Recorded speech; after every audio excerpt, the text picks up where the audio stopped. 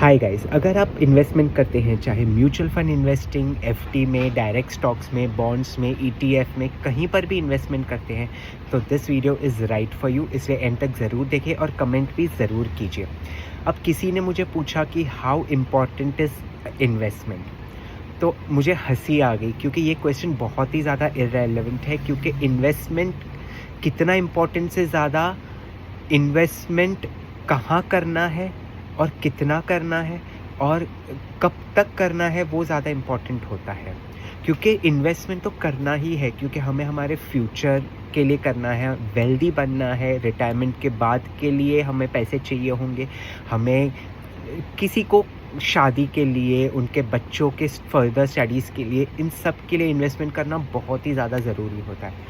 अब कुछ लोग ऐसे होते हैं जो अभी भी पुराना ज़माना यूज़ कर रहे हैं इन्वेस्टमेंट का, जो है एफडी। सोचते हैं एफडी बहुत ही ज़्यादा सेफ़ है, एक गारंटीड रिटर्न देता है, जबकि म्यूचुअल फंड, डायरेक्ट स्टॉक्स, वो सब में कोई गारंटी नहीं होती है। मैं इस बात को मानता हूँ कि म्यूचुअल फंड्स में और एफडी डायरेक्ट स्टॉक्स में कोई गारंटी नहीं होती है। इट इज़ इक्विटी बेस्ड, इसलिए मार्केट बेस्ड होता है। मार्केट के अप डाउन के हिसाब से आपके भी स्टॉक्स एंड फंड्स ऊपर नीचे होते रहते हैं। पर क्या आपने ये सोचा है एफडी आपको वेल्दी कर सकता है?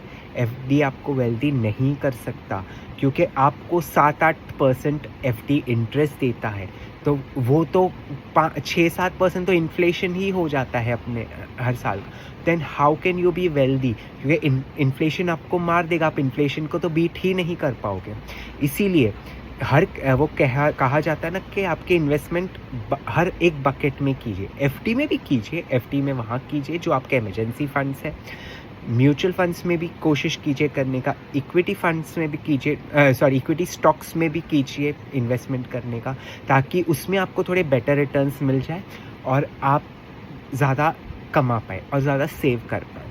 एक हैबिट आपको हमेशा करनी चाहिए, जो एवरी मंथ इन्वेस्टमेंट करना है, इन्वेस्टमेंट करना नहीं छोड़ना है।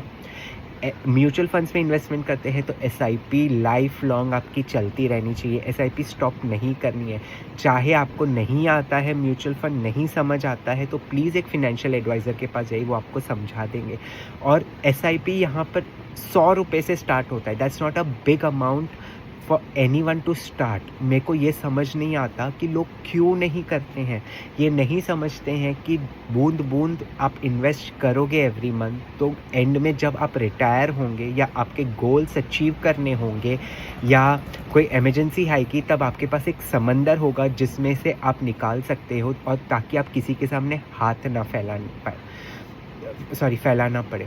अब मुझे कुछ लोग ये भी कहते हैं कि इक्विटी रिस्की होता है, म्यूचुअल फंड्स भी रिस्की है, तो अगर हम पैसे वहाँ डाल दिए तो हमें जब ज़रूरत होगी तब निकालने पड़ेंगे, तो लॉस में निकालना पड़ेगा अगर हमारा वो फंड्स या डायरेक्ट स्टॉक्स लॉस में है।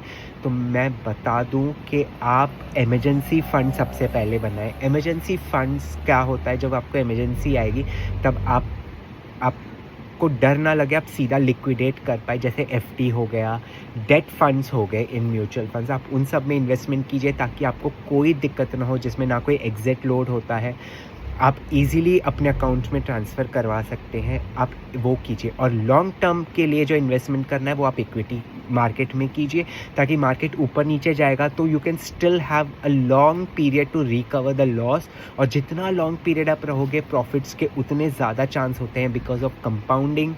तो मैं तो ये कहूँगा, अगर आप इक्विटी मार्केट में म्यूचुअल फंड्स में इन्वेस्ट कर रहे हैं तो 7-10 साल के ऊपर करने वाले हो तो ही कीजिए, वरना डेट फंड में कीजिए अगर शॉर्ट टर्म गोल्स या शॉर्ट टर्म के लिए आप इन्वेस्टमेंट के लिए आए हो।